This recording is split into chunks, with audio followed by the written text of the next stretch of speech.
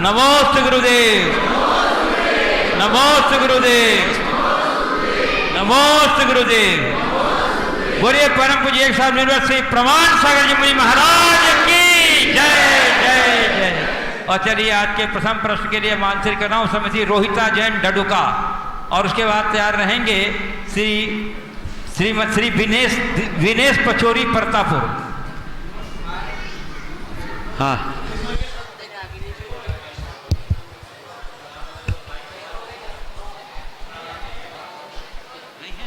विनेश जी ने। नमस्ते महाराज जी, मैं रोहिता जैन डडुका से। महाराज जी मेरा प्रश्न है कि समय और समझ हमारे जीवन में एक साथ बने रहे उसके लिए क्या करें, क्योंकि जब तक समय रहता है तब तक समझ नहीं आती है, और जब समझ आती है तब तक समय निकल चुकता है। शंका का समाधान कीजिए। नमस्ते। बहुत अच्छा सवाल किया आपने। समय और समझ हमारे जीवन में दोनों एक साथ बने रहे उसके लिए हम क्या करें। समय रहता है तो समझ नहीं आती, और समझ आती है तो समय नहीं रहता। वस्तुतः अगर मनुष्य को समय की समझ आ जाए तो समस्या का हल हो जाए। समय को पहचाने, समय के मूल्य को पहचाने, ये जाने कि हमारे पास समय बहुत अल्प है, काम बहुत अधिक है। समय का पल भर का भरोसा नहीं, कब क्या बदलाव आ जाए। हमारा जीवन क्षणछयी है, क्षणभंगुर है, नश्वर है। ये बात यदि हमारे मनोमस्तिष्क में अच्छे से स्थापित हो जाए तो फिर हमें ज़्यादा कुछ कहने की ज़रूरत नहीं है। मुश्किल तब होती है जब मनुष्य समय को पहचानता नहीं। समय के मूल्य को हम पहचाने ले, उसकी समझ अपने भीतर विकसित करें तो हमारे साथ दोनों चीज़ें एक साथ जुड़ जाएगी और हम अपने जीवन को आगे बढ़ा पाएंगे। चलिए पंडित शैलेंद्र कुमारी शास्त्री परतापुर, उसके बाद तैयार रहेंगे सुश्री नयनसी जैन जयपुर। ओम।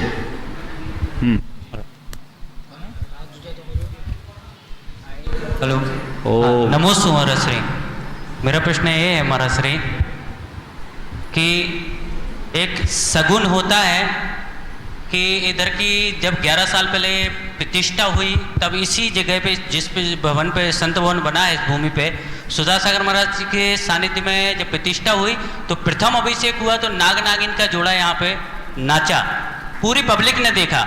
उसके बाद दूसरा कल जब आपका प्रवेश हुआ तो एक गाय का बच्चा आगे आगे सगुन के रूप में, हमारी नज़र में वो सगुन था, आगे आगे प्रवेश कर रहा था। और कभी भी कोई भी जीव, पंचेंद्रीय जीव जानवर, अगर कहीं बच्चा उसको जन्ना होता है तो पूरा नगर छोड़ के इस कॉलोनी में जन्ने के लिए आता है।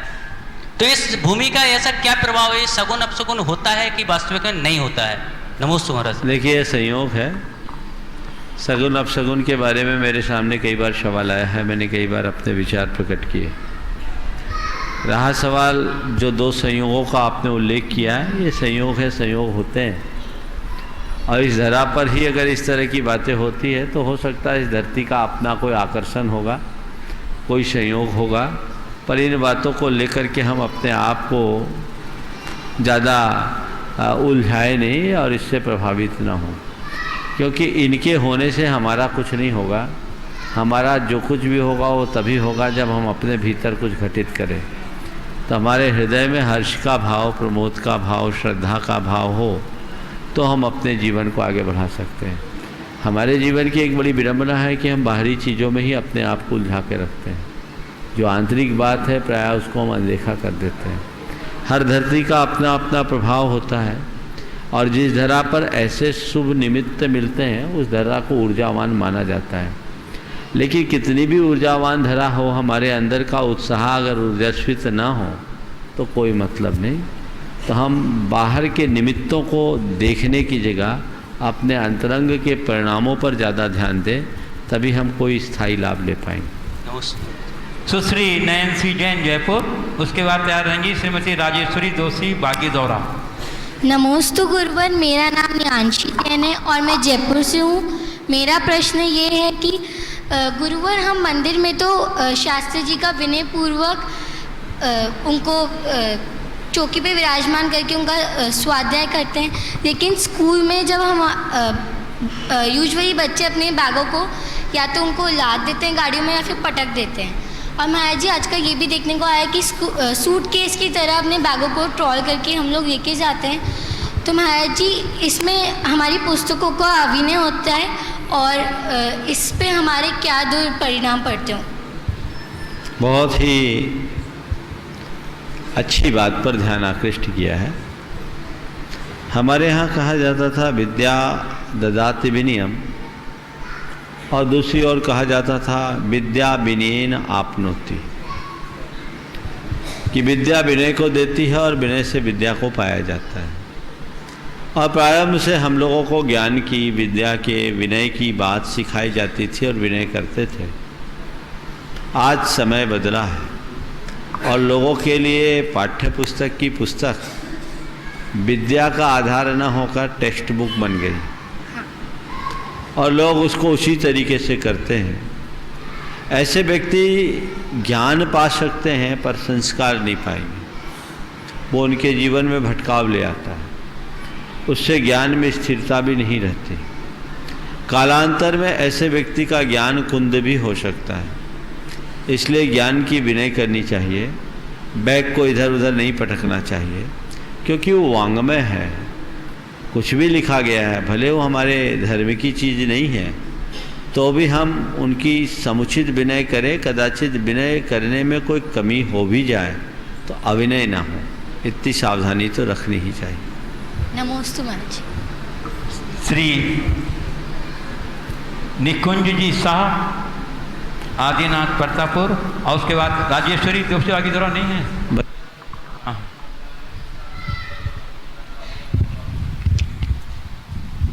पहले राजेश्वरी दोस्ती, उसके बाद निकुंज। देखिए, जिनका नाम लिया जाए वो तुरंत खड़े हो जाए और उन तक माइक दूसरे प्रश्नकर्ता से पहले पहुंच जाए। बोलिए। नमोस्तु महाराज जी, मैं राजेश्वरी दोस्ती बागीदोरा से। मेरा प्रश्न ये है कि इस संसार में सबसे सरल क्या है और सबसे कठिन क्या है? दूसरों की आलोचना करना सबसे सरल है और अपनी कमी को स्वीकारना सबसे कठिन।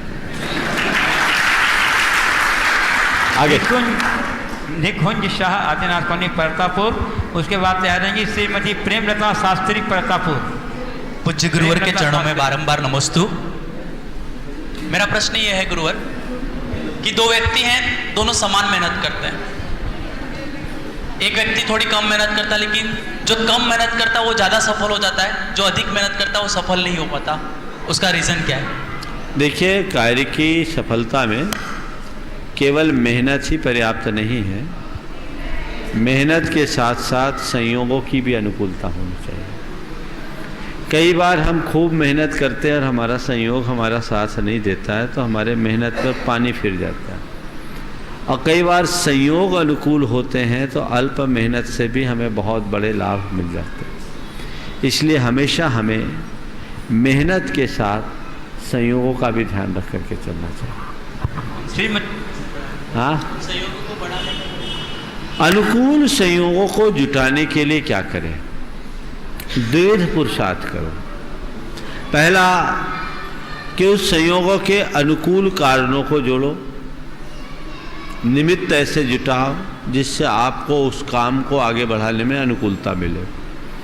दूसरा, अंतरंग कारण की तरफ जाओ, अपने पुण्य को गाढ़ा करो, शुभ अनुष्ठान करो, सत्कर्म करो, तो हमारे संयोग अनुकूल। श्रीमती प्रेमलता शास्त्री प्रतापुर, उसके बाद तैयार रहेंगे श्री। नमोस्तु गुरुदेव। नमोस्तु नमोस्तु गुरुदेव, मैं प्रतापुर से हूँ। हे गुरुदेव, मेरा प्रश्न है कि मैं मंदिर परिसर में बैठी हूँ, तब तक पूजन करते समय घर व आरंभ परिग्रह का त्याग कर चालू करते हैं। उसके बाद गृहस्थ परिवार में अच्छे बुरे सूतक पातक व समाचार हो तो पूजन करने वालों को उस बीच कहना चाहिए या पूजन हो जाए उसके बाद कहना चाहिए? फिर से बोलिए, आगे का अंश समझ में नहीं आया। सब कुछ त्याग करके पूजा करने बैठते हैं, उसके बाद गृहस्थ व परिवार सूतक हो जाए। गृहस्थ व परिवार में अच्छे बुरे सूतक पातक व समाचार हो तो पूजन करने वालों को उस बीच कहना चाहिए या पूजन हो जाए उसके बाद कहना चाहिए? आप सबसे मैं नमोस्तु गुरुदेव। किसी के सूतक पातक का कोई समाचार हो और कोई व्यक्ति पूजन के लिए पूजन कर रहा है, ये तो बहुत दूर की बात। मंदिर में प्रवेश कर रहा हो तो जब तक वो दर्शन करके न लौटे तब तक मत बताओ। उसकी पूजा संपन्न हो जाए उसके बाद बताओ। ऐसे भी वो पूजा के लिए घर परिवार त्याग चुका है, संकल्पित है, तो उसको कोई सूतक नहीं लगेगा। और कितना भी बड़ा समाचार आ जाए, पूजा छोड़ करके मत जाओ। बीच में बताना भी नहीं चाहिए, उससे बताने वाले को भी अंतराय होता है। आगे श्री प्रणाल जैन मालेगांव, उसके बाद तैयार रहेंगी श्रीमती डिम्पल जैन, आदिनाथ कॉलोनी, परतापुर। नमस्ते महाराज जी। कश्मीर की तरह खूबसूरत है हम सबकी ज़िंदगी, लेकिन उसमें बवाल ही बवाल है। इस बवाल को कम कैसे करें महाराज?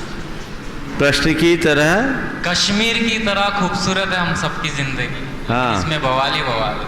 कश्मीर की तरह खूबसूरत है हम सबकी ज़िंदगी, पर इसमें बवाल ही बवाल है। जिन कारणों से कश्मीर में बवाल आ रहा है ना, उससे भी खराब कारण अपने भीतर है। कश्मीर में बवाल को पैदा करने वाले प्रायोजित आतंकवादी हैं, और हमने भी अपने मन में विकारों के बहुत सारे आतंकवादियों को प्रायोजित कर रखा है। जब तक उनका प्रायोजन बना रहेगा, हम अपने जीवन की कश्मीरी की खूबसूरती को नहीं पा सकेंगे, शांति को नहीं पा सकेंगे। बाहर के बवाल को डंडे के दम पर कम किया जा सकता है, पर भीतर के बवाल को शांत करने के लिए तो हमें खुद को तैयार करना होगा। अपने मनोमस्तिष्क को बदलने की आवश्यकता है, अपने चिंतन धारा को बदलने की आवश्यकता। नमस्ते। श्रीमती डिम्पल जैन, आदिनाथ कॉलोनी, इस बात तैयार रहेंगे श्री मोहित काला, गुणायतन ट्रस्टी, मणिपुर। नमोस्तु गुरुवर, मैं डिम्पल जैन, आदिनाथ कॉलोनी, परतापुर से। मेरी शंका यह है कि जब हमको मालूम चलता है कि एक लड़के का जन्म हुआ और वह 8 वर्ष की उम्र में होता है, न नियम न व्रत संयम कुछ भी नहीं जानता है, फिर भी वह अभिषेक कर सकता है, ऐसा उसका क्या पुण्य? और पुरुष भी नहीं जानते नियम व्रत संयम, फिर भी उनको अभिषेक का पुण्य मिलता है। हम स्त्री मायाचारी के कारण हमें स्त्री पर्याय तो मिली, लेकिन स्त्रियों में धार्मिक भाव रहते, ऐसा क्या पाप पुण्य है? आपने सवाल किया कि एक बच्चे के 8 वर्ष के होते ही अभिषेक करने का अधिकार दे दिया जाता है। स्त्रियों में प्रबल धार्मिक भावनाएं होती हैं, फिर भी उसके वो मायाचार से जन्म लेने का आरोप क्यों लगाया जाता है, ये पूछना चाह रहे हैं? या आप ये पूछना चाह रहे हैं कि स्त्रियों को अभिषेक क्यों नहीं करने दिया जाता? हाँ, और उनका क्या पुण्य था कि उनको पुरुष पर्याय मिली? ऐसा है, देखो क्या पाप किया था कि हमको ऐसी बात है। सबसे पहली बात तो मैं आप सबसे कहूँगा कि धर्म की क्रिया को धर्म की क्रिया के रूप में लेना चाहिए। सबकी क्रियाएं अलग अलग है, स्त्रियों की अलग है, पुरुषों की अलग है, और जहाँ जो क्रिया है उसको उसी अनुरूप लेना चाहिए, इसमें ज़्यादा दिमाग नहीं लगाना चाहिए। आपने पूछा कि एक बच्चे को अभिषेक करने की अनुकूलता मिल गई पर एक बच्ची को नहीं मिलती, तो कोई ज़रूरी नहीं कि जो अभिषेक करता वही धर्मी होता है। हमारे यहाँ तो पशु पक्षियों को भी धर्म करने का अधिकार दिया गया है, और इतना तक कहा है कि कई पशु पक्षी तो मनुष्यों से भी उच्च स्थान को प्राप्त कर चुके हैं, जो पशु पक्षी कर सकते हैं। भगवान महावीर के जीवन में बदलाव शेर की पर्याय से आया था। भगवान पार्श्वनाथ के जीवन में बदलाव हाथी से हुआ था, हाथी से उनके जीवन की शुरुआत हुई। तो ये तो परिवर्तन है, जब जागो तभी सवेरा। हमारे हृदय में धर्म का भाव होना चाहिए। ऐसा तो नहीं है कि एक बच्चे से अभिषेक करा दिया जाता है और एक बच्ची को मंदिर में भी ना घुसने दिया जाए, ऐसा तो नहीं है। तो इस चीज़ को लेकर हीन भावना मन में न लाइए और किसी भी प्रकार के सवाल में अपने आप को मत उलझाइए। ये तो जहाँ जैसी जो व्यवस्था है उसको चलने दीजिए। सबके अपने अपने अनुकूल धर्म हैं। हमारी भूमिकानुरूप जो कार्य हम आज कर सकते हैं वो करें। वो मंदिर जाए, पूजन करे, अभिषेक करे, नहीं तो कम से कम देखे तो। और अभिषेक सब करने लगेंगे तो देखने वाला कौन होगा? तो देखने के लिए आप लोगों की व्यवस्था बनी है, इसलिए हीन भावना मन में मत लाए। नहीं, मायाचारी तो मिली, मायाचारी के हमें स्त्री पर्याय तो मिली, लेकिन धर्म के भाव भी मिले स्त्रियों में, इसलिए तो मिले कि आगे जाके उद्धार हो जाए। नमस्ते। श्री मोहित काला, मणिपुर, गुणैता ट्रस्टी, और उसके बाद तैयार रहेंगी सुश्री परिधि जैन, बोरी। नमोस्तु महाराज जी, नमोस्तु महाराज जी, नमोस्तु महाराज जी। महाराज जी, कंपटीशन, कंपैरिजन, एक्सपेक्टेशंस और जेलसी, कंपटीशन, कंपैरिजन, एक्सपेक्टेशन और जेलसी, ये आजकल हर मनुष्य की लाइफ में ये 4 चीज़ जरूर आती है।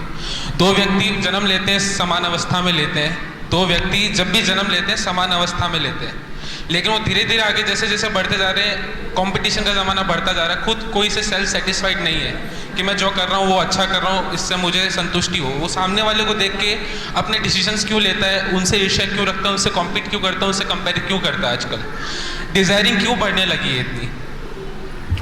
बहुत अच्छा सवाल है। कंपटीशन, कंपैरिजन, एक्सपेक्टेशन और ज्वेलसी दिनों दिन क्यों बढ़ रही है? इसकी एक ही वजह है जो मैं एक ही वर्ड में बोलूँगा, प्रॉपर कॉम्बिनेशन न बैठने के कारण ये सब हो रहा है। अगर हम जीवन और जीवन की व्यवस्था के साथ ठीक कॉम्बिनेशन बना के चले तो ना कंपटीशन होगा, ना कंपैरिजन होगा, और न ही हम किसी से कोई एक्सपेक्टेशन रखेंगे, और न ही हमारे हृदय में किसी प्रकार की ज्वेलसी होगी। ये भागम भाग की दुनिया है। कंज्यूमरिज्म के प्रभाव से ये खेल आज तेज़ी से बढ़ रहा है। वर्तमान में उपभोक्तावादी सोच बहुत तेज़ी से अपना पांव पसारी हुई है और हर कोई उससे प्रभावित है। तो उसमें गलाकाट प्रतियोगिता है, भागम भाग है। तो कंपटीशन तो प्रारंभ से सिखाया जाता है, संस्कार ही डाल दिए जाते हैं बच्चे से। एक बच्चा जब स्कूल में पढ़ना शुरू करता है तो उसको आप कंपटीशन के लिए प्रेरित करते हैं, तेरे नंबर अच्छे आने चाहिए, उससे अच्छे आने चाहिए, उससे अच्छे आने चाहिए। ये नंबर का खेल हम बच्चे के मन में जब वो अबोध होता है, प्री स्कूल में जाता है, तब से उसके दिमाग में भर देते हैं। तो आगे चल कर के वो उसी तरह की भावना अपने साथ रखता है, फिर वो कंपटीशन करता है, किसी से कंपैरिजन करता है। जब कंपैरिजन करता है तो उसके अंदर इन्फीरिटी की भी भावना आती है, कभी सुपीरियरिटी की भावना आती है। इन्फीरियरिटी और सुपीरियरिटी ही हमारे अंदर की ज्वेलसी को बढ़ाती है। तो ये चीज़ें एक दूसरे के साथ जुड़ती है, जबकि हमें चाहिए कि हम प्रारंभ से ये चीज़ें सिखाएं कि इन सब चीज़ों में हमारा उद्देश्य पढ़ाई का नंबर पाने का नहीं होना चाहिए, हमारा उद्देश्य ज्ञान पाने का होना चाहिए। भारत के प्राचीन शिक्षा की जो पद्धति थी उसमें लोगों को ज्ञान दिया जाता था, सीख दी जाती थी। अब किताबें रटाई जाती है और नंबर दिया जाता है। तो ये शुरू से कंपटीशन की भावना भर दी जाती है। पुराने समय में जो ज्ञान दिया जाता था, गुरुकुल में वास होता था, ये पाठ पढ़ाया जाता था, सत्यम वद धर्मम चर, मातृदेवो भव, पितृदेवो भव, अतिथि देवो भव। ये सूक्त हर बच्चे को गुरुकुल में प्रारंभ से पढ़ाया जाता था। उसके अंदर मूल्य परख बातें उसको उसके दिल दिमाग में बिठा दी जाती थी, तो वो इन सब चीज़ों से दूर रहता था। ज्ञान विज्ञान में संपन्न होने के बाद अपनी प्रगति के लिए प्रतिबद्ध रहता था, लेकिन किसी से कंपटीशन की भावना उसके मन में नहीं होती। वो अपना कंपैरिजन अगर किसी से करता भी था तो आगे बढ़ने की प्रेरणा के लिए, अपने अंदर हृदयहीनता की ग्रंथि को बढ़ाने के लिए या अपने अहंकार को पुष्ट करने के लिए नहीं करता। तो इसका परिणाम ये था कि उस समय में लोगों के हृदय में ईर्ष्या, विद्वेष, ज्वेलसी जैसी दुर्बलताएं कम होती थी। आज इनकी बहुलता है। तो पहला कारण उपभोक्तावादी सोच, दूसरा कारण आधुनिक शिक्षा, और तीसरा कारण आज का पूरा वातावरण। सब भागम भाग में जी रहे हैं। हमने अपनी खुशियों का प्रतिमान भी दूसरों पर छोड़ दिया। कितने भी अच्छे कपड़े पहनो आपको जब तक दो चार आदमी कहे नहीं कि क्या बढ़िया कपड़ा पहने, तब तक चैन नहीं पड़ती। होता है वो हाल है। जब तुम कपड़े पहने हो, तुम्हारे शरीर में वो अच्छे से सुहा रहा है, तुमको अच्छा लग रहा है, तुम्हें दूसरों से पूछने की जरूरत क्या। और कभी कभी दूसरों से पूछने वालों का हाल तो ये होता है कि जूता पहने हैं ब्रांडेड, और वो जूता काट रहा है फिर भी चेहरे में मुस्कान है। ब्रांडेड जूता पहने, पाँव काट रहा है जूता, फिर भी खुश है कि हमारा जूता कितना बढ़िया है। ऐसे लोगों का जूता प्रेम कभी नहीं छूटेगा। ये प्रवृत्ति है, ये टेंडेंसी बदलनी चाहिए। और जब हम इन बातों को मूल में ठीक तरीके से आत्मसात करके समझाएंगे, तभी कोई स्थायी बदलाव घटित कर पाएंगे। सुश्री परिधि जैन बोरी, उसके बाद तैयार रहेंगे मास्टर संयम जैन परतापुर। नमोस्तु महाराज जी, क्या हम पता लगा सकते हैं कि हमारे कौन सा जन्म चल रहा है और हमारा आगे वाला जन्म कैसा होगा? हमारा कौन सा जन्म चल रहा है, हम आगे आने वाला जन्म कैसा होगा, इसका पता लगा सकते हैं, लग तो सकता है। हमारे यहाँ एक व्यवस्था है जाति स्मरण की। जाति स्मृति यानी पूर्व जन्मों की स्मृति। जिन जीवों को पूर्व जन्मों की स्मृति होती है, पंचम काल में भी हो सकता है, निषेध नहीं है, वो अपने अतीत के जन्मों के साथ कुछ भावी अवस्था को भी कुछ अंशों में जान लेते हैं। तो महाराज वो विधि बता दीजिए। जब तक हमारा अंतरंग से कोई गाढ़ संबंध न बने, जितने भी जाति स्मरण के प्रसंग आते हैं उसमें प्रायः अचानक घटी हुई घटना कारण बनता है। जैसे जय कुमार और सुलोचना के विषय में आता है, एक कबूतर और कबूतरी के जोड़े को देखकर उनको अपने अतीत के जन्मों का स्मरण हो आया। काल शौक क्या नाम था उसका सांप का, प्रचंड चंड कौशिक सर्प, जो भगवान महावीर को डस रहा था, बड़ा भयंकर दृष्टिविष सांप था। जब उसके विष का प्रभाव भगवान महावीर पर नहीं पड़ा, तब उसे समझ में आया, तब उसे याद आया, उसको अपना अतीत जन्म दिखा कि कहाँ मैं तो मुनि था, क्रोध के साथ मरा तो मुनि होकर सांप बना, अब क्रोध करूँगा तो पता नहीं मेरा क्या होगा। उसकी आत्मा में बोध जगा और उसके जीवन में बदलाव आया। तो ये आ सकता है अचानक कोई ऐसी बात घटे तो।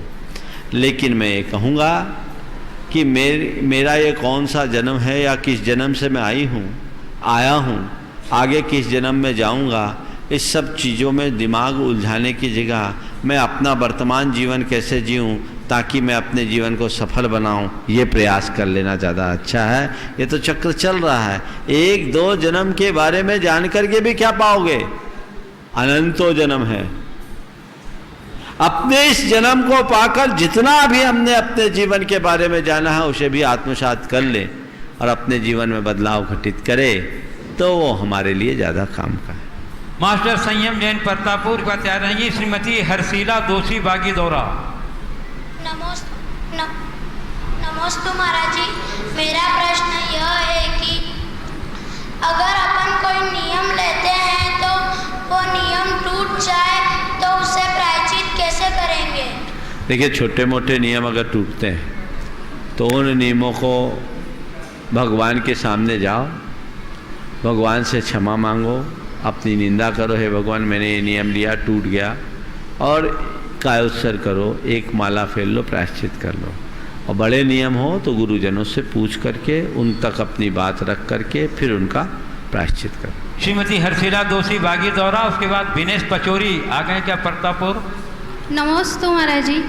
महाराज जी, हमारे जीवन में नियम और त्याग का बहुत ही महत्व होता है और हमारे जैन धर्म में भी इसका बहुत महत्व है। यदि कोई व्यक्ति होता है जो जीवन भर नियम नहीं ले पाता है या यदि अंतिम समय में वह जीवन में समाधि मरण ग्रहण करता है तो उसको कौन सा फल मिलता है? देखिए, जीवन भर नियम नहीं ले पाया, अंत में समाधि मरण किया, तो वो तो समझ लो एकदम अब जंप लिया है, उसको तो लाभ होगा, उसका उद्धार होगा। समाधि से मरण होने वाले जीव का 3 से 7-8 भाव में मोक्ष हो जाता है, वो इतना लाभ लेता है। तो आप सोचोगे महाराज फिर तो यही स्कीम अच्छी है, जिंदगी भर के झंझट में क्यों पड़े, आखिरी में समाधि ले लें। तो ऐसे भूल में मत रहना, ये बाई एक्सीडेंट ऐसा होता है, नेचुरली ऐसा होता नहीं। हमारे आचार्य से एक भगवती आराधना ग्रंथ में एक शिष्य ने सवाल किया कि महाराज ये झंझट छोड़ो, जिंदगी भर की तपस्या का, अपन तो भरत चक्रवर्ती के अनुयायी हैं, अंतर मुहूर्त में आराधना किया, केवल ज्ञान हो गया, जिंदगी भर मौज रहा, 14 रत्न 9 निधियाँ 96,000 स्त्रियों के साथ रमने वाला भरत चक्रवर्ती एक अंतर मुहूर्त में बेड़ा पार कर लिया, तो हम तो आखिरी समय में ही करेंगे। उन्होंने बड़ी मीठी फटकार लगाते हुए जवाब दिया, बोला सुनो, किसी अंधे व्यक्ति को दिन के 12 बजे दिन के 12 बजे किसी महानगर के व्यस्ततम चौराहे पर अगर कोई निधान मिल जाए, किसको? अंधे को। कब? दिन के 12 बजे। और कहाँ? महानगर के व्यस्ततम चौराहे पर। दुर्लभ है ना, असंभव नहीं है। पर किसी अंधे व्यक्ति को दिन के 12 बजे किसी महानगर के व्यस्ततम चौराहे पर अगर कोई निधान मिल जाए और उसे देख कर के कोई ये सोचे कि अरे अंधों को निधान मिलता है, अपनी आंखें फोड़ दे, तो उसे हम क्या कहेंगे? बोलो। तो भैया निधान मिला अच्छी बात है, पर आंखें फोड़ करके नहीं, जिंदगी भर आंखों का उपयोग करो और खुद के पुरुषार्थ से अपने आप को आगे बढ़ाओ। श्री विनेश पचोरी परतापुर, उसके बाद से आ रहेंगी सुश्री लेखनी जैन डडुका। परम पूज्य गुरुवर के चरणों में बारंबार नमोस्तु।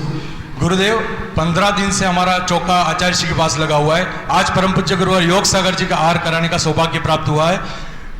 मेरा प्रश्न है महाराज जी, मेरा इलेक्ट्रॉनिक का शोरूम है, वहाँ पर इलेक्ट्रॉनिक का शोरूम है, वहाँ पर कुछ वेजिटेरियन कस्टमर आते हैं, कुछ नॉन वेजिटेरियन भी आते हैं।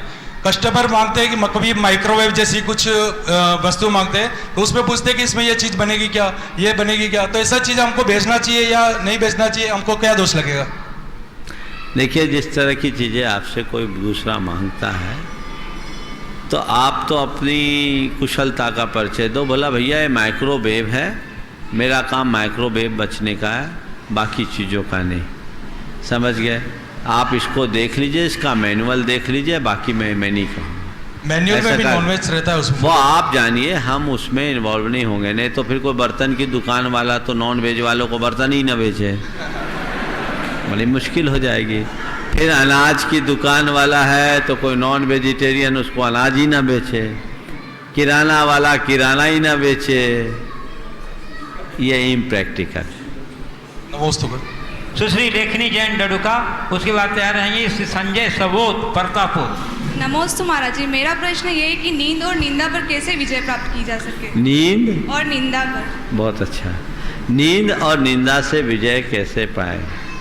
देखिए, बाहर की जागरूकता से नींद पर विजय होती है और अंदर की जागरूकता से निंदा पर विजय होती है। जागरूकता से दोनों पर विजय होता है।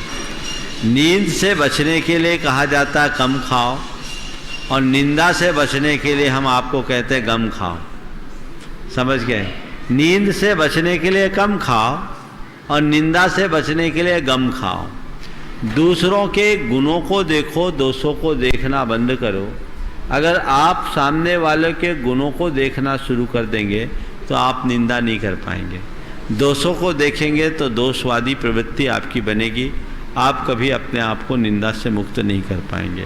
नींद से बचने के लिए रुचि जगाना पड़ता है। कई लोगों को प्रवचन सुनने में भी नींद आती, तो जिन कार्यों में आपकी रुचि हो वहाँ नींद नहीं आती। अपनी रुचि को जगाइए, अपने उत्साह को जगाइए, तो नींद कम होती है। इसी तरह लोगों के गुणों के प्रति हम जब अपनी रुचि बढ़ाते हैं तो निंदा की प्रवृत्ति भी कम होती है। नमोस्तु महाराज। नमोस्तु गुरुदेव। श्री संजय सबोत परतापुर बता रहेंगे श्रीमती एकता जैन परतापुर। नमोस्तु गुरुदेव। गुरुदेव, मेरा सवाल यह है कि प्रायः यह देखने में आता है सामाजिक कार्यों में कि जब युवा सामाजिक कार्यों की कमान हाथ में लेते हैं तो बुजुर्ग पीछे हट जाते हैं, और जब बुजुर्ग सामाजिक कार्यों को आगे करते हैं तो युवा इनका साथ नहीं देते। तो किस तरह दोनों मिलकर के समाज की गाड़ी को आगे चला सके और अच्छे रूप से समाज को चला सके, शंका समाधान करें। मैं जब छोटा था एक कहानी पढ़ा था, आप लोगों ने पढ़ा होगा, हमारे शास्त्रों में भी। एक अंधा था और एक पंगु था, दोनों चले जा रहे थे। अचानक एक वन से निकलना हुआ, उस वन में आग लग गई। चारों तरफ तेज आंच आ रही थी, अंधा जिधर जाता उधर आंच से झुलसता, और पंगु बेचारा देख रहा था कि आग चारों तरफ है, मैं भागूं तो कहाँ भागूं। दोनों दुखी हो रहे थे। इसी मध्य दोनों में समझ आई और दोनों ने आपस में दोस्ती की और तय किया कि भैया ऐसे तो दोनों ख़त्म हो जाएंगे, हम लोग दोनों मिल जाए तो दोनों का बेड़ा पार हो जाएगा। मैं क्या करो? तब पंगु ने कहा, देख तेरे पास पाँव है, मेरे पास आँख है, तेरे पैर और मेरे आँख दोनों मिल जाए तो काम हो जाएंगे। तो एक काम कर ले, तू अपने कंधे पर मुझे बिठाल दे, मैं इशारा करता जाऊंगा, तू दौड़ते जाना, हम दोनों बच जाएंगे। प्रस्ताव समझ में आ गया और अंधे ने अपने कंधे पर पंगु को बिठा दिया। पंगु इशारा करता गया, अंधा दौड़ता गया, दोनों बाहर निकल गए। ये कहानी आप सबकी सुनी हुई है। मैं यही कहूँगा, आज के बुजुर्ग पंगु हैं, उनके पास उतनी ऊर्जा नहीं है, शक्ति नहीं है, पर आँख है अनुभव की। और आज का युवा, उसके पास शक्ति तो है, पाँव में दम बहुत है, बल है, पर अनुभव की आँख नहीं है। तो युवा को चाहिए कि वो बुजुर्ग रूप पंगु को अपने कंधे पर बिठाए और उनके इशारे पर चलना शुरू कर ले, तो दोनों पार हो जाएंगे। दोनों के मध्य तालमेल होना चाहिए। यदि ऐसा होगा तो बहुत अच्छा होगा। बुजुर्गों का अनुभव लें और युवाओं की ऊर्जा को पहचानें। मुश्किल तब होती है कि जब आज के बुजुर्ग आज के युवाओं की ऊर्जा, उनकी शक्ति का आकलन नहीं करते, और बुजुर्ग युवा आज के बुजुर्गों का अनुभव का लाभ नहीं लेना चाहते। दोनों के साथ तालमेल होना चाहिए। एक एक बुजुर्ग के जीवन के जितने वर्ष बीतते हैं, उतने अनुभवों का उनके साथ पुट जुड़ा होता है। यदि हम उसका उपयोग करें और बुजुर्ग आज के समय को देखते हुए, आज के युवा की प्रतिभा, क्षमता, शक्ति, ऊर्जा को देखते हुए यदि इसको सही दिशा में यूटिलाइज करे तो काम होना ये चाहिए। बड़ों का गाइडलाइन हो और छोटे दौड़ लगाएं, छोटे बड़ों से मार्गदर्शन लें और बड़े छोटों को अवसर दें। यदि ऐसा हो तो समाज बहुत आगे बढ़े। नमस्ते गुरु। श्रीमती एकता जैन प्रतापपुर बताए रहेंगे। श्री महावीर जी कासुलीवाल पत्रकार डूंगरपुर। नमस्ते गुरुदेव। नमस्ते गुरुदेव, मेरा प्रश्न यह है कि नियमित स्वाध्याय करने से क्या लाभ है और हमें किन ग्रंथों का स्वाध्याय करना चाहिए? देखिए, नियमित स्वाध्याय करने से क्या लाभ? खड़े रहें आप। मैं आपसे पूछता हूँ, नियमित भोजन करने का क्या प्रभाव? बोलो। स्वास्थ्य अच्छा रहता है। स्वास्थ्य अच्छा रहता है। अगर रोज भोजन नहीं करे तो क्या होगा? बीमार पड़ जाएंगे। हाँ, तन को रोज भोजन चाहिए कि नहीं चाहिए? तन को खुराक ना मिले तो तन सुस्त होगा। तो जैसे तन को खुराक की जरूरत है, वैसे मन को खुराक की जरूरत है। भोजन से तन को खुराक मिलती है, स्वाध्याय से मन को खुराक मिलती है। मैं आपसे कहता हूं, तन की खुराक से भी ज्यादा आवश्यक मन की खुराक है। तन की खुराक से भी ज्यादा आवश्यक मन की खुराक है, क्योंकि तन को खुराक न मिले तो तन सुस्त होता है, पर मन को खुराक न मिले तो मन भ्रष्ट हो जाता है। सुस्त तन से उतना नुकसान नहीं जितना कि भ्रष्ट मन से है। तो अपने मन को भ्रष्ट होने से बचाना चाहते हो तो स्वाध्याय करो। ये मन की खुराक है, इससे तुम्हें ऊर्जा मिलेगी, दिशा मिलेगी, दृष्टि मिलेगी और तुम अपने जीवन को आगे बढ़ाने में सक्षम हो सको। श्री महावीर जी कासुलीवाल पत्रकार डूंगरपुर। उसके बाद तैयार रहेंगे मास्टर चिंतन दोषी प्रतापपुर। गुरुदेव के चरणों में त्रय बार नमोस्तु नमोस्तु नमोस्तु।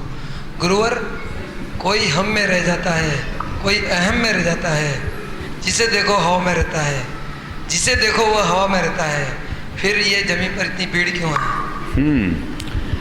कोई भ्रम में रहता है, कोई हम में रह जाता है। अच्छा। कोई अहम में रह जाता है। हाँ हाँ, जिसे देखो नहीं, फिर जिसे देखो हवा में रहता है। हाँ। फिर ये जमीन पर इतनी भीड़ क्यों है? इसलिए कि हवा को लोग समझते नहीं। जीवन की वास्तविकता को समझ लो। या हम शब्द आपने जो बोला वो गलत है, वो भ्रम है। कोई भ्रम में रह जाता है। सुधार लीजिएगा, ये बहुत पुराना वाक्य है। कोई भ्रम में रहता है, कोई हम में रहता है, अहम में रहता है। जिंदगी में हमेशा हवा में रहता है, फिर भी धरती पर इतनी ज़्यादा भीड़ क्यों है? इसलिए है कि वो हवा की स्थिति को समझता नहीं। हवा जब तक अनुकूल होती है मनुष्य को चढ़ाती है, और हवा बदलती है तो सारा खेल बदल जाता है। तुम्हारा भ्रम और तुम्हारा अहम हवा को समझने से अपने आप दूर हो जाएगा। एक बार ऐसा हुआ, छोटा सा कागज का टुकड़ा हवा के वेग में आसमान में उड़ा और पर्वत के शिखर पर जा पहुंचा। छोटा सा कागज का टुकड़ा हवा के वेग में आसमान में उड़ा और पर्वत की चोटी पर जा पहुंचा। पर्वत ने आगत कागज का स्वागत करते हुए पूछा, भाई साहब यहाँ कैसे? भाई साहब यहाँ कैसे? कागज ने अकड़ कर जवाब दिया, अपने दम पर। और कैसे? पर्वत ने कागज से पूछा, भाई साहब यहाँ कैसे? कागज ने अकड़ कर जवाब दिया, अपने दम पर। और कैसे? तत्क्षण ही हवा का एक दूसरा झोंका आया, उसने कागज को उड़ाया और एक गटर में ले जा गिराया। बस यही तुम्हारी हवा है, उड़ो कितना उड़ना है। हवा के बदलते ही जो आसमान में उड़ रहे हैं वो नालियों में गटरों में सड़ेंगे। कब जीवन का खेल बदल जाए कोई पता नहीं। जो हवा के महात्मा को समझते हैं, हवा के रुख को जानते हैं, उनके साथ ना भ्रम होता है ना अहम होता है। नमस्ते गुरु। मास्टर चिंतन दोषी प्रतापपुर को आता रहेंगी श्रीमती रक्षिता जैन प्रतापपुर। नमस्ते महाराज जी, नमस्ते महाराज जी, नमस्ते महाराज जी। महाराज जी, कभी कभी हमारी गलती नहीं होते हुए भी बड़ों की हमें डांट पड़ती है, और जब हम सफाई पेश करते हैं तब उन्हें ऐसा लगता है कि हम सामने बोलते हैं। महाराज जी, हम ऐसा क्या करें कि बड़ों का सम्मान भी रहे और हमें अपनी सफाई भी पेश कर सकें? बहुत अच्छा। कई बार ऐसा हो जाता है कि बच्चों की गलती ना होने पर भी लोग उससे डांट देते हैं, जबकि ऐसा होना नहीं चाहिए, पर अक्सर ऐसा होता है।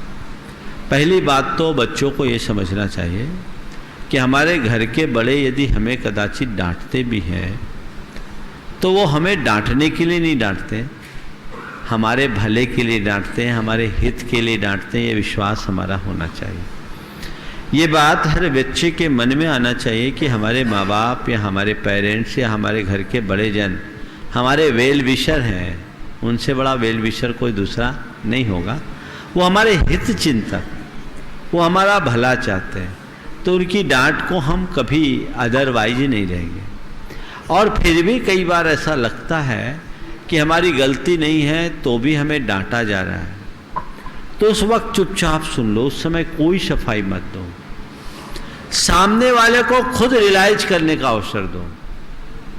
और रियलाइज करेंगे, बाद में उनको पता लगेगा तुम सफाई नहीं दोगे, और बाद में जब उनको पता लगेगा कि मैंने अपने बच्चे को गलत डांट दिया, तो खुद वो अपने आप में सुधार लेंगे। घटना बताता हूँ। मेरे संपर्क में एक डॉक्टर है। एक दिन वो अपने परिवार के साथ आए, उनके साथ उनका बेटा था, 14 साल का बेटा था। जो वाकया हुआ वो आप सब सुन करके आपको अच्छा लगेगा और आप सोचोगे कि पेरेंटिंग का ये भी स्टाइल है। उन्होंने अपने बच्चे के लिए कुछ सामान लाने को कहा और बच्चा वो सामान लेकर आया नहीं। टाइम पर जब डॉक्टर आकर के बेटे से पूछे वो सामान आया, बच्चे ने कहा पापा ला नहीं सके। क्यों, क्या? कुछ नहीं। वो अपनी क्लिनिक से एकदम फ्रस्ट्रेट होकर आए थे और बच्चे को उठपटांग बहुत सारी बातें बोल दी, उसका कुछ नहीं सुना। बच्चे ने एक शब्द नहीं बोला, आंखों से आंसू के 2 बूंद गिरे और केवल इतना ही कहा, पापा आगे ध्यान रखूंगा। अब वो काम उनका जरूरी था,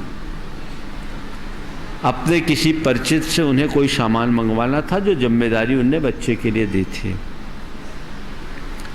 बाद में उन्होंने उससे संपर्क किया कि क्यों भाई, वो सामान चाहिए, सामान लाओ। तो पता लगा वो आदमी आउट ऑफ स्टेशन था, सामान कहाँ से आता? व्यक्ति आउट ऑफ स्टेशन था, एक रोज पहले से ही वो गया हुआ था। फिर बच्चे से पूछा, क्या बात है, तू सामान लेने गया था क्या? बोले आपने हमने सुना ही कहाँ, आपने तो डांट दिया। मैं गया था और जाने के बाद मालूम पड़ा कि वो यहाँ है ही नहीं, वहाँ कोई व्यवस्था नहीं थी, घर में ताला लगा था, मैं क्या करता। तब पिता को एहसास हुआ कि मैंने खामोखा अपने बच्चे को डांट दिया। अपने दोनों हाथ जोड़े और बेटे से बाप ने कहा, बेटा सॉरी, हमसे गलती हो गई, हमें इतनी जल्दबाजी में नहीं बोलना चाहिए। महाराज जी, इस बात का एहसास भी होता है माँ बाप को और करना चाहिए। और मैं आपको सलाह देता हूँ, आप बच्चों की गलती को जैसे आप उससे स्वीकार करवाते हो, स्वयं की गलती को भी स्वीकार करने में झिझक नहीं होनी चाहिए। अपना ईगो उतारिए, गलती तो हर किसी से होती है। उसे इस चीज की वेदना हुई, वो चिकित्सक थे, कि नहीं मैंने स्थिति को जाने बिना बोल दिया। और अक्सर आप लोगों से ऐसी गलती होती है, फिर भी आप अपनी हेकड़ में कि मैं तो इसका बाप हूँ। तो बाप तो हो, लेकिन बाप होने का मतलब ये नहीं है कि चाहे जो कुछ आप बोलो, अगर आज ऐसी हेकड़ी दिखाओगे तो फिर जब बच्चे की बारी आएगी सारी हेकड़ी निकाल के रख देगा। इस बात को ध्यान में रखना। तो थोड़ा बैलेंस लाइफ होनी चाहिए। फिर भी बच्चों से मैं कहूँगा कि वो बैलेंस करे, पेरेंट्स की मेंटालिटी को समझे। ये सोचो कि चलो वो इतना फ्रस्ट्रेट हो जाते हैं, हमारी गलती है, हमारी भलाई के लिए बोलते हैं, और उस समय तुरंत उनको क्रॉस मत करो, उससे उनका ईगो क्लैश होता है। थोड़ी देर बाद उसका एहसास उनको होगा तो तुम्हारी बात का असर पड़ेगा। महाराज जी, जो हमारे टीचर्स होते हैं, अगर उनको सफाई देते हैं तो वो भी सामने, लेकिन हम सोचते हैं कि वो क्या सोचेंगे हमारे बारे में, इसलिए हम उनको सफाई देते हैं, लेकिन उनको लगता है हम सामने बोल रहे हैं, तब क्या करें? जब मालूम है कि जिनको बोलना सुहाता नहीं है, एक्सेप्ट करो, चुप। और ऐसे एक बात बोलूं, नीति कहती है बड़े के सामने नहीं बोलना चाहिए। हम लोगों के लिए हम लोगों के गुरुदेव कभी कुछ बोलते हैं, हम लोग एक भी जवाब नहीं देते, क्यों? गुरुदेव उनसे क्या मुँह लगाए, बोल दिया बोल दिया। कई बातें ऐसी होती जिससे हम लोगों की सहमति नहीं होती, लेकिन उस समय असहमति प्रकट करने की हिम्मत नहीं होती। क्यों? गुरुदेव। ऐसे ही चाहे तुम्हारे पेरेंट्स हों, चाहे तुम्हारे टीचर्स हों, जवाब नहीं लगाना चाहिए। श्रीमती रक्षिता जैन परतापुर, उसको आप तैयार रहेंगे। डॉक्टर कैलाश चंद जैन सागवाड़ा। नमस्ते गुरुदेव, मेरा प्रश्न यह है कि शादी ब्याह में जाते हैं जब स्त्री लेडीज़ जेंट्स सब, तो वह शाम को मंदिर भी जाते हैं, वही कपड़े पहन के मंदिर जाते हैं, तो अशुद्ध, शादी ब्याह में अशुद्ध और अशुद्ध दोनों लोग भी आते हैं, वही कपड़े पहन के मंदिर में भी जाते हैं। मैंने कई बार देखा भी है, और हम खुद भी चले जाते हैं, तो उसमें उनको भी पाप लगता है, हमको भी पाप लगता है। यह संभव, कितने तक संभव है, या जाना चाहिए नहीं? और वही कपड़े वापस सुबह भी मंदिर में पूजा पाठ भी करते हैं, तो उस प्रश्न का समाधान। देखिए, आपने एक बड़ी जटिल बात लोगों के सामने उपस्थित की है, और वाकई में इस पर ध्यान देना चाहिए। कायदे से आजकल आप लोगों की जो जीवन शैली है, उसके हिसाब से तो मैं आपसे कहूँगा कि स्नान आदि करके सबसे पहले भगवान के दर्शन पूजन कर लो, उसके बाद दुनिया में जहाँ जाना है जाओ। क्यों? आजकल आपको चाहे जिससे हाथ मिलाना है, चाहे जिसके साथ उठना है बैठना है, बराबरी से बैठना है, मिलना है, जुलना है, शुद्धा शुद्धि तो कहीं टिकती ही नहीं। घर में आप शुद्धा शुद्धि का विवेक रखते हैं, बाहर ये आपके लिए प्रैक्टिकल नहीं दिखता। तो इसलिए मंदिर के वस्त्र अलग होने चाहिए। मंदिर जाओ तो अपनी मानसिकता अलग बना करके जाओ, ताकि आपके विचारों में, भावों में शुद्धता बनी रहे। रहा सवाल शादी विवाह आदि का, तो आज आपने ऐसी बात पर ध्यान आकृष्ट किया है जो वाकई में सोचनीय है, और इस पर विचार करना चाहिए। असाधना नहीं होनी चाहिए। रूटीन में आप जिस तरह की शुद्धि का पालन करते हैं, वैसी ही शुद्धि का पालन होना चाहिए। पाया बहुत कम लोग इसका ध्यान रखते हैं, पर यह तय मानना शुद्धि का विशुद्धि से गहरा संबंध है। इसलिए शुद्धि के साथ विशुद्धि बढ़ती है, हमें दोनों का ध्यान रखना चाहिए। डॉक्टर कैलाश चंद जैन सागवाड़ा, उसके बाद तैयार रहेंगी श्रीमती रीका जैन, आदिनाथ कॉलोनी, परतापुर। गुरुदेव सागवाड़ा से डॉक्टर कैलाश चंद जैन और सागवाड़ा समाज का बारंबार नमस्ते हुए। मेरा प्रश्न है कि हम यात्रा करने जाते हैं तो हमें ये बताया जाता है कि इस यात्रा से या समय शिखर जी की इस यात्रा से इतने उपवास का फल मिलता है, या मंदिर दर्शन करने का भाव करते हैं तो इतने उपवास का फल मिलता है। तो ये उपवास का फल और जो हम उपवास करते हैं, वास्तविक जो उपवास करते हैं, इन दोनों में क्या अंतर है? देखिए, आजकल तो बाज़ार में बहुत सारी चीज़ें मिलती हैं ना, और आजकल स्कीम की प्रणाली चलती है। मैं आपकी भाषा में आपको जवाब देना चाह रहा हूँ। बहुत सारी चीज़ें स्कीम में रहती है, एक में एक फ्री, ये चीज़ लोगे तो इसके एवज में आपको ये एक्स्ट्रा मिलेगा। स्कीम चलती है ना। हर कंपनियाँ अपने प्रोडक्ट को ज़्यादा से ज़्यादा बेचने के लिए स्कीम्स देती है। पर ये बताइए, स्कीम का माल आपको, हमको प्रोडक्ट नहीं चाहिए, स्कीम दे दो तो मिलेगा क्या? बोलो, नहीं मिलेगा ना। तो हमारा ये उपवास तो प्रोडक्ट का दाम है, और वो जो फल मिलता वो स्कीम का फल है। तो स्कीम का लाभ लो, पर स्कीम के भरोसे बैठोगे कुछ नहीं मिलेगा। श्रीमती रीका जैन, आदिनाथ कॉलोनी पातुर, श्री संजय जी दोषी, परतापुर।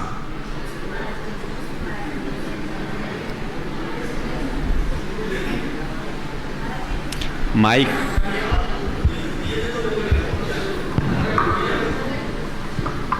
नमोस्तु महाराज जी, नमोस्तु महाराज जी, नमोस्तु महाराज जी। महाराज जी, हमें ऐसा क्या करना चाहिए जो हमारा पुण्य बढ़े, और हमारी दिनचर्या कैसी होनी चाहिए? हमारा पुण्य बढ़े, इसके लिए हम क्या करें, और हमारी दिनचर्या कैसी होनी चाहिए? देखिए, आपके सवाल का एक अंश आचार्य जिनसेन के सामने रखा गया है। उन्होंने जो समाधान दिया वही मैं आपके उत्तर में दे रहा हूँ। उनने कहा, अपने पुण्य को बढ़ाने के 4 उपाय हैं, 4 काम करो। वो क्या है? पुण्यम जिनेन्द्र परिपूजन साध्य माध्यम, पुण्यम सुपात्रगत दान समुत्थमन्न, पुण्यम व्रतानुचरणादुपवास योगा, पुण्यार्थिना सतत पुण्य समाज नियम। अगर पुण्य की इच्छा है तो भगवान की पूजा करो, उपवास करो, पात्र को दान दो। जिन पूजा पुण्यम जिनेन्द्र परिपूजन साध्य माध्यम, पहला पुण्य भगवान की पूजन से, दूसरा पुण्य पात्र को दान से, पुण्यम सुपात्रगत दान समुत्थमन्न। फिर पुण्यम व्रतानुचरणाद, व्रतों का पालन करो। जितना जीवन व्रती होगा, जीवन उतना पुण्य बनेगा। और उपवास करो, अपने अंदर के विकारों का शमन करो। ये 4 ऐसी चीज़ें हैं जिससे पुण्य का पुंज बढ़ता है। आपने पूछा दिनचर्या कैसी होनी चाहिए? अब तो दिनचर्या ही बदल गई, रात्रिचर्या हो गई। क्या बोलूं आज के लोगों के लिए? ब्रह्म मुहूर्त में उठना चाहिए। एक आम आदमी की, हर व्यक्ति की स्थिति के अनुरूप उसकी दिनचर्या अलग अलग होती है, फिक्स नहीं कर सकते। लेकिन फिर भी एक आम व्यक्ति जो स्वस्थ और सुखी जीवन जीना चाहते हैं, उन्हें पौ फटने से पहले ब्रह्म मुहूर्त में उठना चाहिए। ब्रह्म मुहूर्त में सेरोटोनिन नाम का एक विशेष रसायन का स्राव होता है। उससे हमारे अंदर ऊर्जा होती है। जितने भी डिप्रेशन की शिकायत होती है लोगों को, उनके आप देखेंगे तो इसकी डेफिशिएंसी मिलती है। प्रातःकाल ब्रह्म मुहूर्त में उठिए, नित्य क्रियाओं से निवृत्त होइए, और उसके बाद प्रभु का स्मरण कीजिए, कोई अच्छी प्रार्थना कीजिए और योग प्राणायाम कीजिए। इसके बाद भगवान की पूजन कीजिए, स्वाध्याय कीजिए। फिर आप जैसी गृहिणी अपने घर के कार्यों पर ध्यान दीजिए, और रात्रि होने से पहले अपने सारे दिन की क्रियाओं को संपन्न कर लीजिए। रात्रि में भी कम से कम भगवान का स्मरण और एक प्रार्थना जरूर कीजिए। इतना भी अगर आप करते हैं तो ये आपके जीवन को बैलेंस करें। नमोस्तु गुरुदेव। श्री संजय जी दोषी, प्रतापपुर, श्रीमती बिमला दोषी, प्रताप। नमोस्तु गुरुदेव, नमोस्तु गुरुदेव, नमोस्तु गुरुदेव। गुरुदेव, उदयपुर चातुर्मास के दौरान आपके द्वारा एक अद्भुत शिविर लगाया गया था, जो जैन इतिहास में पहली बार ऐसा शिविर लगा था, जहाँ युवा वर्ग के लिए पूजन पाठ और शास्त्र से हटकर संस्कार के लिए ध्यान, योग, मोटिवेशन ऐसे बड़े बड़े विद्वानों को बुलाकर आप स्वयं की तरह ऐसे अद्भुत ध्यान करवाया गया था। विराट साहब द्वारा अद्भुत जाप करवाए गए, तो युवा वर्गों को उस प्रकार से मोटिव करके उस शिविर को लगाया गया था और उसमें बहुत प्रभावशाली रहा। मैं भी उस शिविर में था, वो शिविर पूर्ण सक्सेस रहा था। मैं भी योग शिक्षक के रूप में वहाँ उपस्थित था। तो समाज इस प्रकार के शिविर या किस प्रकार आयोजन अपने समाज में अद्भुत युवाओं में परिवर्तन ला सकते? करते ही रहना चाहिए। वो एक्ट प्रोग्राम की चर्चा आप कर रहे हैं और उसका बड़ा अच्छा इफेक्ट था, युवाओं में बहुत बड़ा बदलाव आया। इसकी पुनरावृत्ति होनी चाहिए और हर गांव शहर में अब हमें समय के अनुरूप कार्यक्रम होना चाहिए। आज धार्मिक कार्यक्रमों की जगह वर्कशॉप की ज़्यादा ज़रूरत है। एक कार्यशाला आयोजित करनी चाहिए जिससे लाइफ चेंजिंग प्रोग्राम बनाया जा सके। मैं कुछ विचार भी कर रहा हूँ, हो सकता आने वाले दिनों में वही बातें कुछ नए स्वरूप में लोगों तक पहुँच सके। नमस्ते गुरुदेव। नमस्ते गुरुदेव। नमस्ते विमला देशी प्रतापपुर, उसके बाद तेजपाल जी कोठारी प्रतापपुर। महाराज जी स्वस्तिक चिन्ह लगाते हैं, वह तो चारों गतियों का। माता माइक को थोड़ा।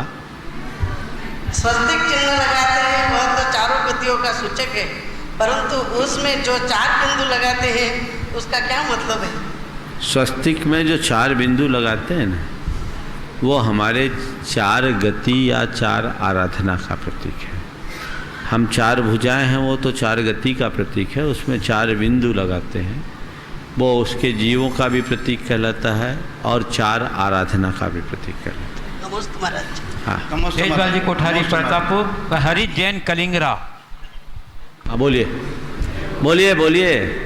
नमस्ते महाराज। मेरा प्रश्न ये महाराज जी, प्रसन्न सागर जी महाराज के नाम के आगे अंतर्मना मुनि प्रसन्न सागर जी लगाते, मुनि सुधा सागर जी के नाम के आगे पुंगव मुनि सुधा सागर जी लगाते, और प्रणाम सागर जी के नाम के आगे डॉक्टर मुनि प्रणाम सागर जी लगाते। ये जो 3 महाराज जी के साथ में जो नाम के आगे लगता है, क्या इसका अर्थ है, क्या इसका तात्पर्य और लगाना उचित है या नहीं? चौथे के साथ भी लगाने की तैयारी है क्या? भैया 3 ने क्यों लगाया, उनके साथ किसने लगाया, उनसे पूछो। पर मुझे तो मेरा जो नाम है वही प्रिय है और उतना ही पर्याप्त है। मुझे और कुछ लगाने की आवश्यकता प्रतीत नहीं होती। हरि जैन कलिंगरा, उसके बाद आ रहेंगे। बस समय देख, बस इनको दीजिए, ओवर हो गया। आखिरी प्रश्न है। महाराज जी नमोस्तु नमोस्तु नमोस्तु। आज बड़े पुण्य योग से पावापुरी में आपके दर्शन मिले, सम्मेद शेखर जी में दर्शन मिले। कई बार मैंने प्रयास किया, आप प्रतापपुर में मिल गए, आगे पूछो। प्रतापपुर में आपका योग मिला, बहुत सवाल ये हमारा बड़ा सौभाग्य है। मेरा प्रथम प्रश्न ये है कि संस्करण में आचार्य गुरु विद्यासागर जी महाराज इंदौर में चतुर्मास कर रहे थे। उस समय मेरी पत्नी को बुखार आ रहा था और वो यात्रा करने योग्य नहीं थी। तो जैसे ही उन्होंने आचार्य जी के दर्शन किए और तुरंत ही वहाँ से उसके शरीर से नोक नष्ट हो गया और आगे जाके कोई बुखार जैसी कोई चीज़ पीड़ा जैसी नहीं आई। तो आचार्य जी के नेत्र दृष्टि में या उनकी आशीर्वाद में ऐसी क्या विशेषता है कि जिसकी वजह से सब रोग नष्ट हो जाते हैं? देखिए, और मेरा दूसरा प्रश्न ये एक ही दूसरे की अनुमति नहीं है, पहले एक कर ले। देखिए, आचार्य महाराज की दृष्टि पड़ते ही आपकी धर्मपत्नी का रोग चला गया। निश्चयतः ये आपके लिए बहुत ही हर्ष और सौभाग्य का विषय है। पर मैं आपसे ये कहूँगा कि इस बात को इस तरीके से प्रचारित न करें कि उनकी दृष्टि पड़ते ही सबके रोग चले जाएं, नहीं तो वहाँ लाइन लग जाएगी। ये एक संयोग है, उनकी कृपा है, आपकी ग्राहकता है, पर ये मान करके चलना चाहिए। रोग तो गुरुदेव को भी होते हैं, संग में साधुओं को भी होते हैं। रोग है, रोग के पीछे कई कारण होते हैं। गुरुओं का आशीर्वाद कुछ हद तक काम करता है, लेकिन केवल आशीर्वाद के भरोसे बैठ कर के मत रहना।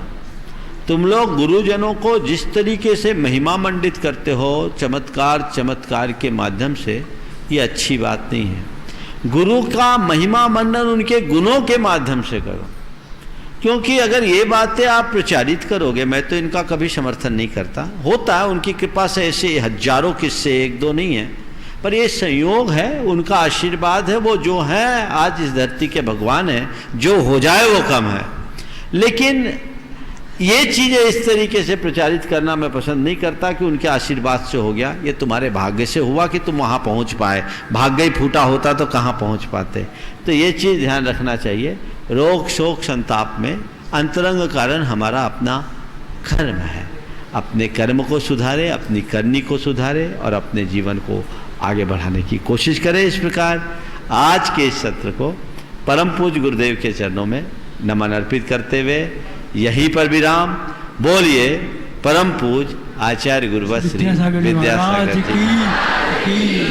बोलिए परम पूज्य श्री प्रमाण सागर जी मुनि महाराज की जय जय जय।